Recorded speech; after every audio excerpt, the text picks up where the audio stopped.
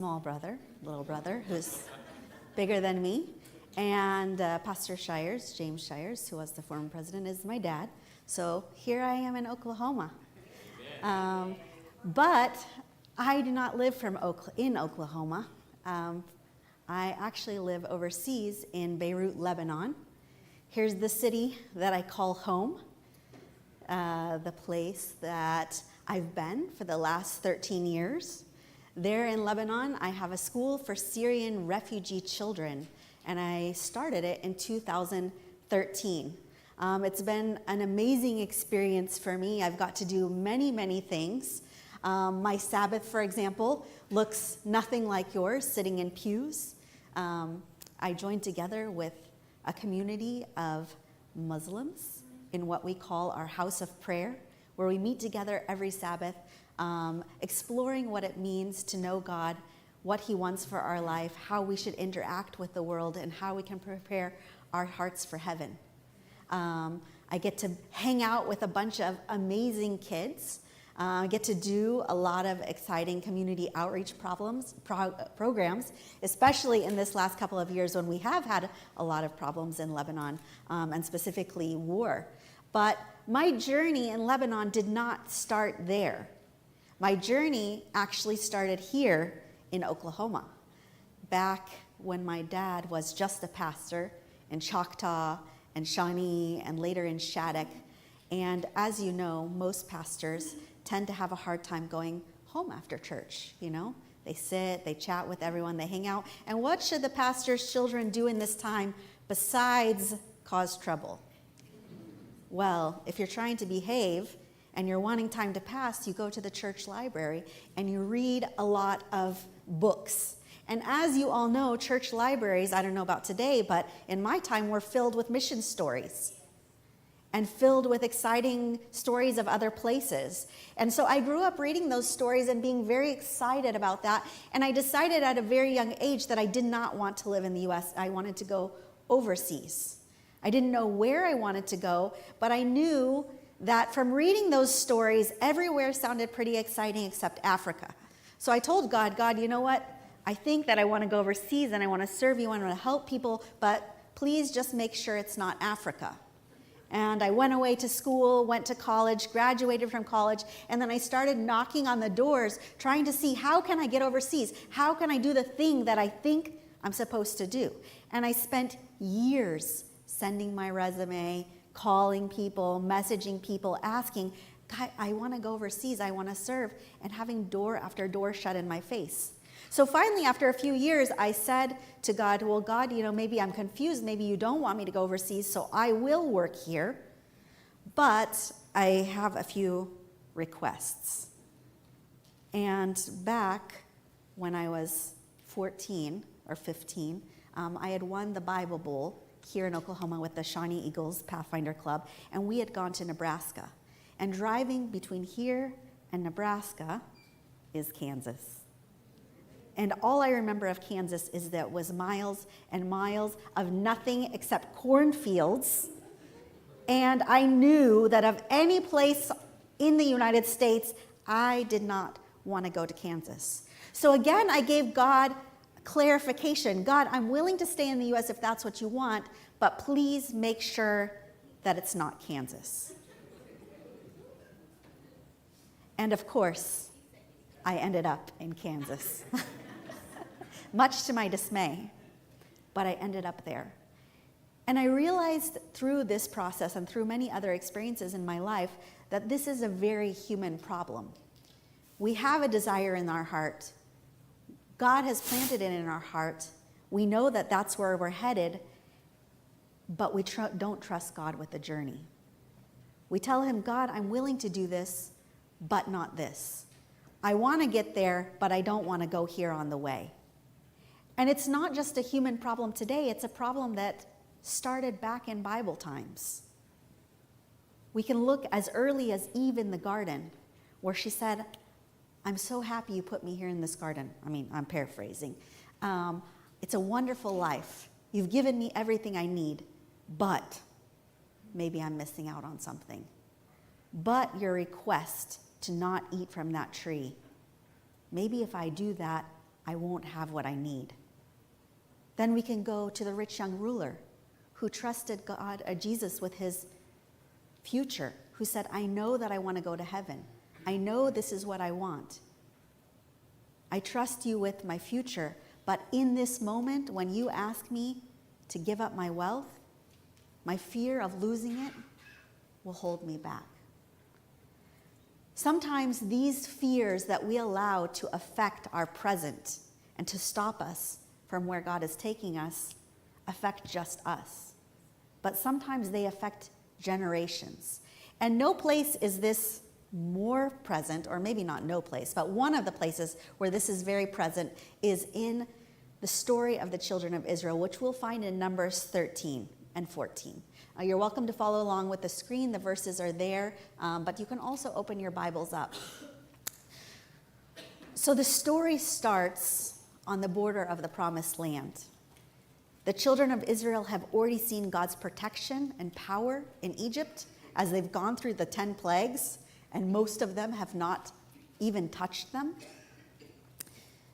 They've seen God's protection and power again as they head out of Egypt, Pharaoh in hot pursuit. They go through a valley right to the border of the sea, and God parts the sea so they can pass on dry land. And not only that, he uses that same sea to consume Pharaoh and take away the danger that's following after them. They've drank the sweet water in Marah instead of drinking bitter water. They've had the quail. They've had the manna.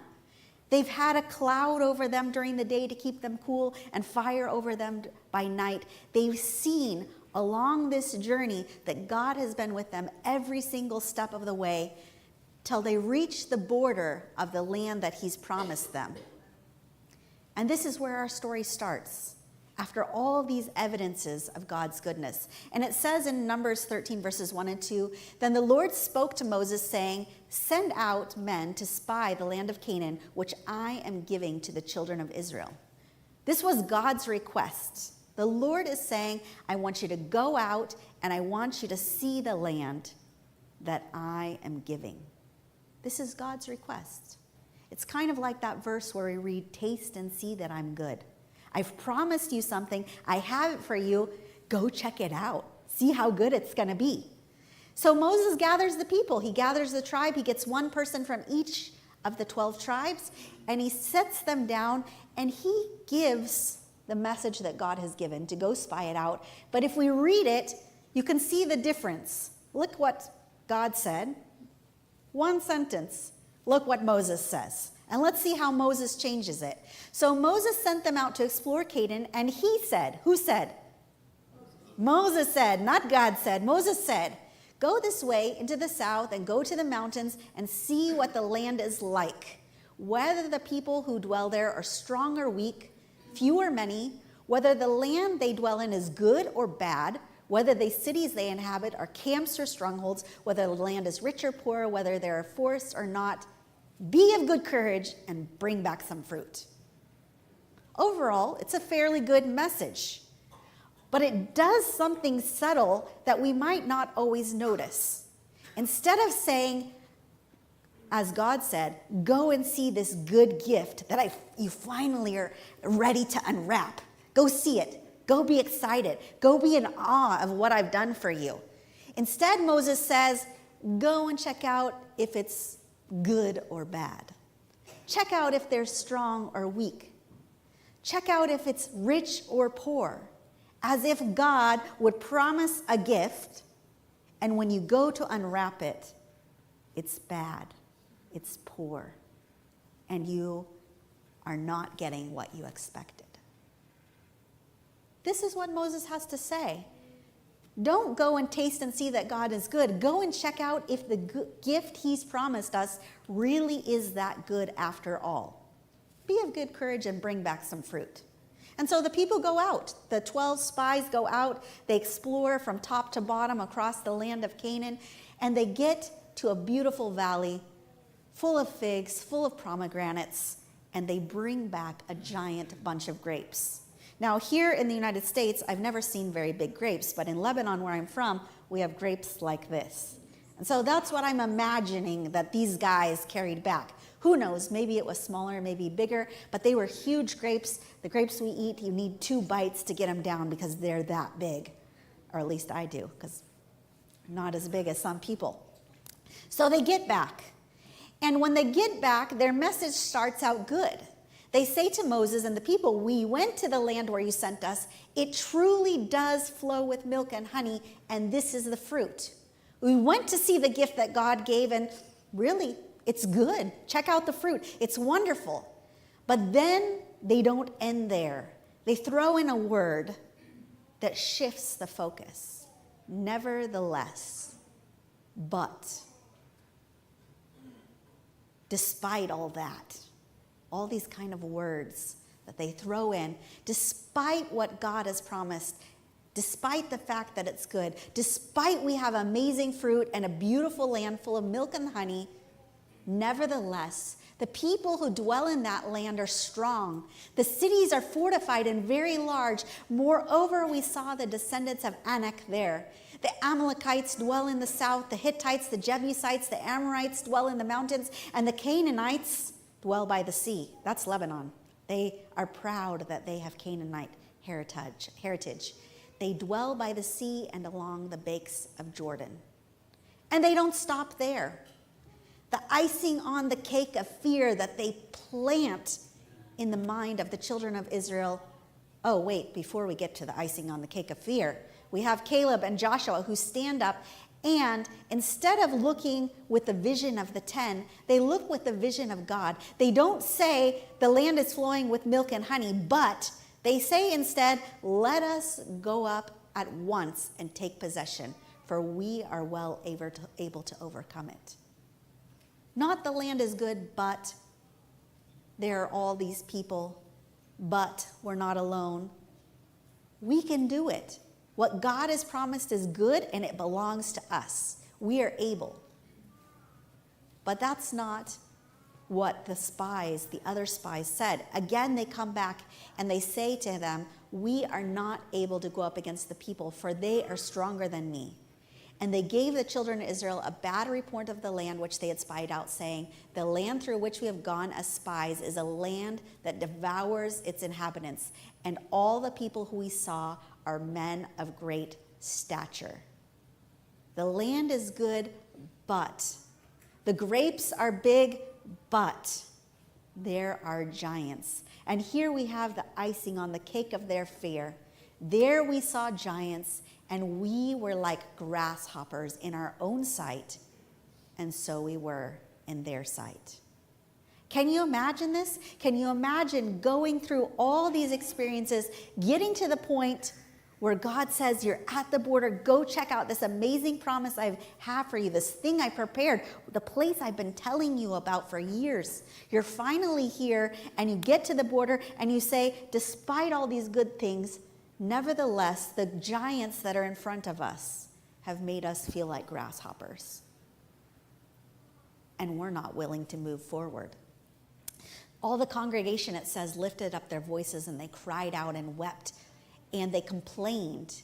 And it says in the middle of verse 2, chapter 14, they said to Moses and Aaron, "If only we had died in the land of Egypt, or if only we had died in the wilderness. Why has the Lord brought us up to this land to fall by their sword, that our wives and children should become victims? Would it not be better for us to return to Egypt?"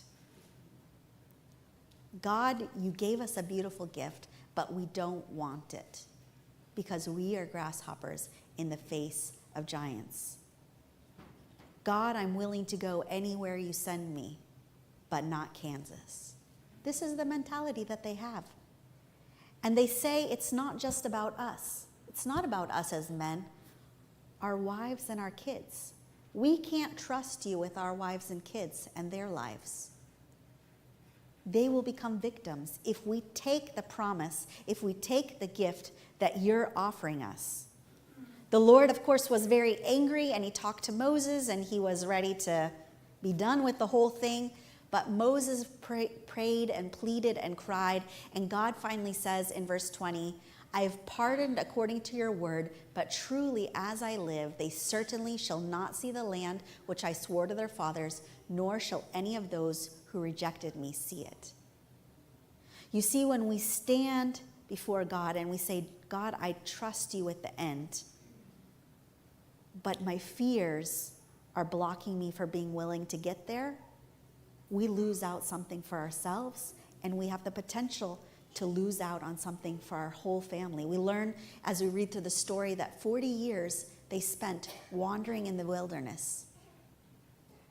40 years they spent missing out on the goodness of God, missing out on those grapes, because the giants, the fears, the questions that they asked themselves, and for us, the questions we ask ourselves. If I fully surrender, what might I have to give up that I don't want to? What might I have to sacrifice that I feel belongs to me? What might I have to face that I fear is unfair to me? What might happen in the unknown? These fears block us from the goodness of God. But in Hebrews, our scripture reading today, we have a verse that can help us when we stand at that border, as Moses did and the people did. When we stand at that border and we say, God, I trust you with the end result, but I don't trust you with the journey. Hebrews 10 tells us that in these moments, therefore, do not throw away your confidence, which has great reward. For you have need of endurance, so that when you have done the will of God, you may receive what is promised. Two characteristics that help us out and would have helped the Israelites out. The first one is confidence. Confidence and trust that the God who has brought us all this way, the God who has promised us something good, really means it. And confidence that if he's promised that, and if we're willing to follow, that he will actually deliver it, that we really will get the outcome that we've been given. And not only confidence, because it's easy for one day, 2 days, on Sabbath when we're sitting in church, but the endurance to hold on to that confidence over time, to hold on through those trials, through those struggles, through the injustices, through the moments when we feel like grasshoppers, or as we heard in our special music, those times when you sit down and you say, why am I in the desert of my life? And God says, I'm planting something that's bigger than you. I have something for you that's going to turn out beautiful, but you have to trust me as you go through this moment and not allow the fear, the uncertainty to block you from reaching it.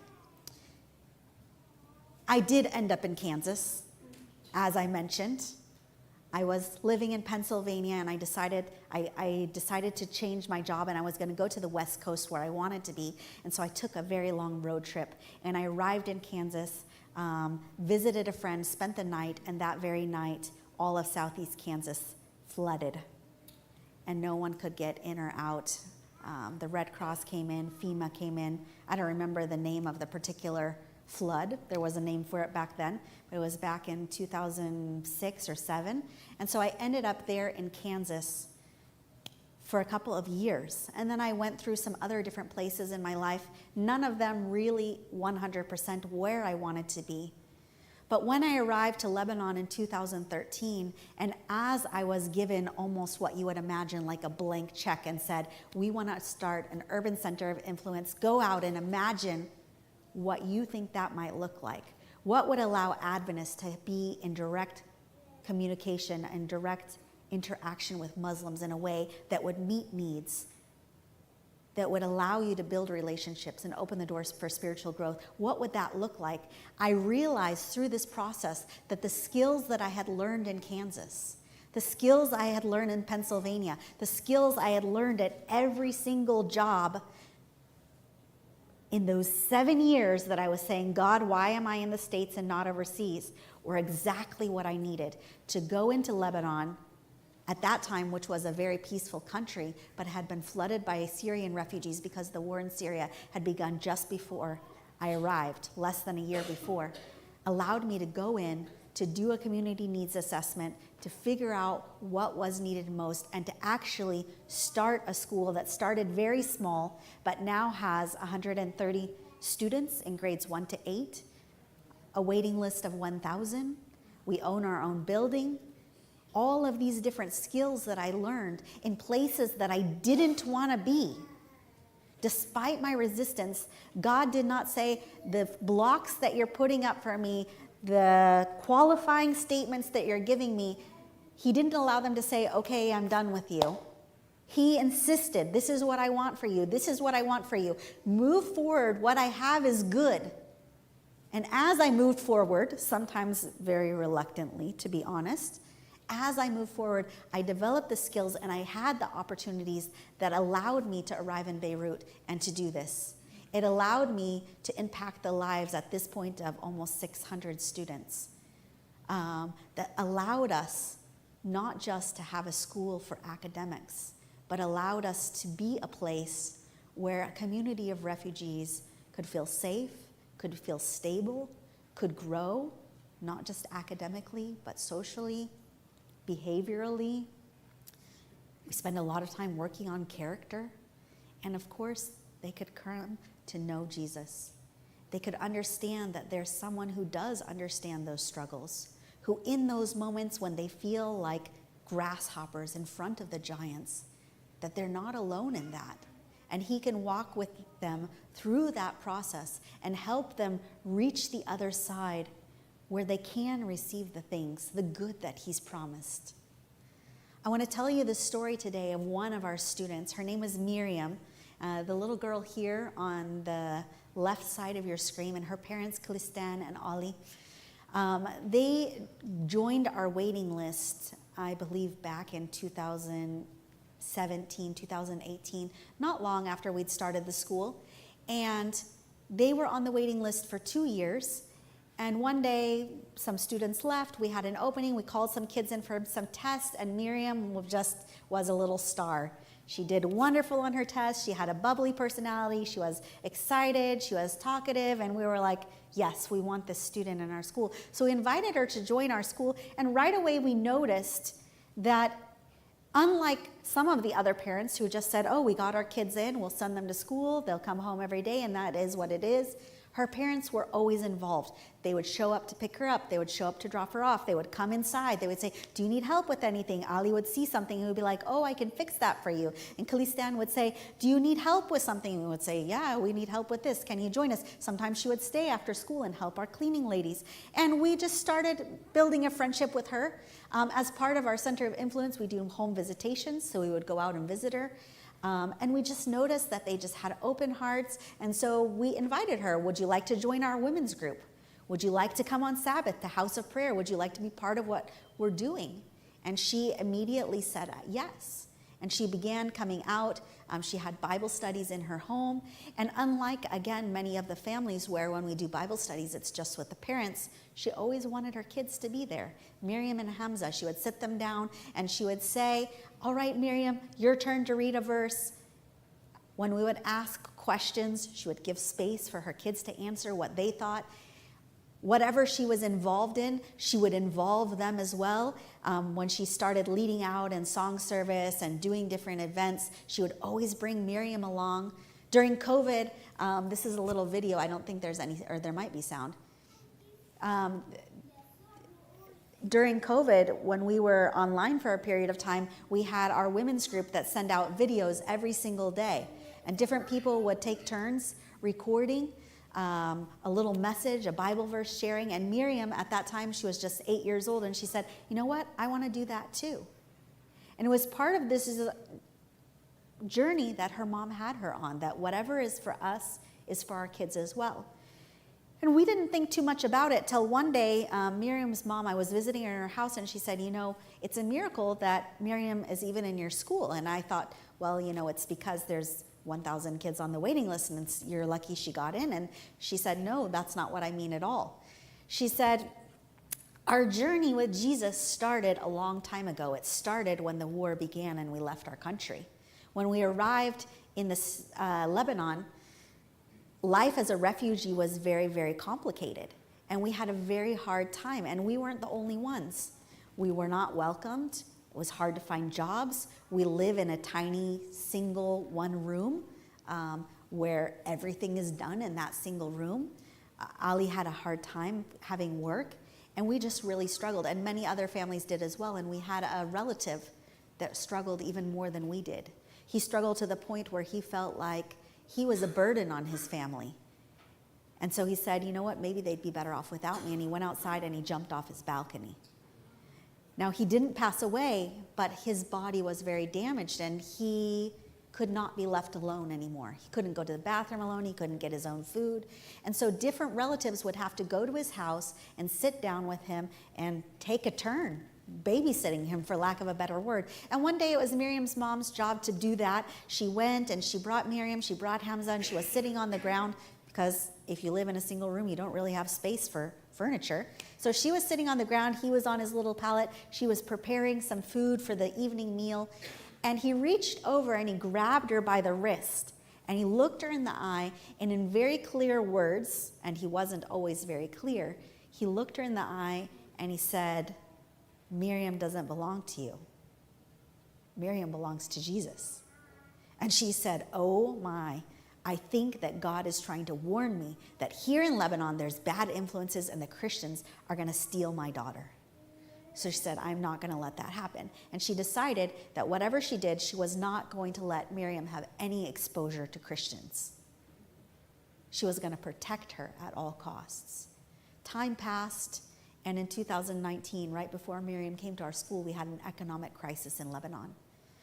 Many people lost their jobs. Roads were blocked by protesters, burning tires, all sorts of things. And many people were sitting at home for several months, including Miriam's father. Things got so bad that they were eating just one meal a day. And Miriam's neighbor said to her mom, you know, I don't know why you're suffering like this when all the churches will give you a food box if you just go listen to their service. And Miriam's mom said, no, no, no. But eventually there was a day when she felt like she had to say yes. And so she left Miriam and she left her brothers with the upstairs neighbor, and she went out with her friend, her other neighbor, to get this food box. And they arrived to this evangelical church. They sat down. She said the singing was great. She enjoyed it. It was beautiful. The praying was even not so bad. But then they started speaking, talking about Jesus. And she said she felt something in her heart. And at first she told God, God, this is not from you. I'm going to close my ears. I'm going to sit here, but I'm not going to listen, because don't worry, I'm a strong Muslim and no one will take that away from me. Doesn't matter. I'm only here for the food. But the more she listened, the more her heart was touched. And eventually her prayer changed. And she said to God, God, if there's something here that is from you, I need my husband to be part of it. But she knew that her husband wouldn't come because he was at work. He'd had an offer for a 3-day job painting a building. And so her prayer wasn't going anywhere. She continued to listen, and they got to the closing prayer. And as they stood up to sing the final song, her friend touched her arm and said, hey, look behind you. And she looked behind, and in the door of the church, in the back of the auditorium, her husband was standing there. She was so shocked. She went running up to him afterwards, and she said, Ali, what are you doing here? Why aren't you at work? And he said, it was the strangest thing. It's a beautiful, sunny day. We were painting the building, and a giant storm came and rained all over our building. And our foreman said, after 30 minutes, there's not really any point to sit here today. Even if the rain stops, we're not going to be able to continue painting. So go home, and we'll resume later. I came home. I found the kids with the neighbor. They said, you want to get a food box? So I figured you might need help carrying it. And she said, were you here for the sermon? And he said, I was for most of it. So they went home and they started this dialogue with each other where they started talking and saying, are the things that we're hearing true? And they started going back, not bringing their children, but going back and learning more about Jesus. And after a few months, they decided that, you know what? Maybe there is something to the story of Jesus. Maybe the Christians aren't so bad after all. Around that time, she put Miriam on our waiting list, and a bit later, when we accepted her to school, she was fully ready to have her daughter with the Christians. At that point, she said to me, Alexis, I feared that the Christians would take my child, and Jesus would steal her, and she would be lost forever. But the more I know about Jesus, the more I know that being in his presence is a very safe place to be. not only for Miriam, not only for myself, but for my son Hamza as well. Over the years, Miriam has continued to grow up at our school. She's very, very active, leading out whenever we don't plan very well and we find we don't have someone to do the offering, or we need an extra person to help with song service. Miriam's the one we call. When we're having the adult lesson and the person who's supposed to translate doesn't show up, we go to the teens class and we get Miriam. She comes and she translates for us. When the war struck in 2024 and Beirut was being bombed, and again in 2026, it was Miriam and Hamza that were some of the first students that came out and said, we want to be part. We want to go down to the street. Even though it's not school time, we're not going to sit at home. We want to come. We want to be part of cooking food, of giving showers to people living on the street, of doing the medical team, of giving fresh water. Whatever it takes, they would spend hours helping us out. Miriam and Hamza also have been growing in Pathfinders. Miriam gives a beautiful Sabbath morning talk because her mom realized that not only could she trust God with the end game, but she could trust him with the journey. Whatever it takes to get her family to the end, she's willing to do it. The first week of June, before I left Lebanon, Miriam graduated from 8th grade. And once in a while, we have a student that's very, very bright, and we find a donor for them to continue in high school since we only go to 8th grade. So I had called Miriam's mom in a week after school finished, and Miriam to sit down and talk about that, because when we do find a donor for the teenagers, they don't just get that money for free. They have to volunteer and earn it.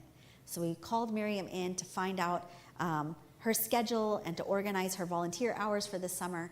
And at that meeting, Miriam's mom said to me, you know, Alexis, we've been living in our homes as Adventists for the last 4 years. There's nothing of Islam in our life anymore, except for the head covering, which is more of a cultural thing, really, than a religious thing. And when she's at the school, she takes it off usually anyway, but she wears it in the streets. And she said, you know what?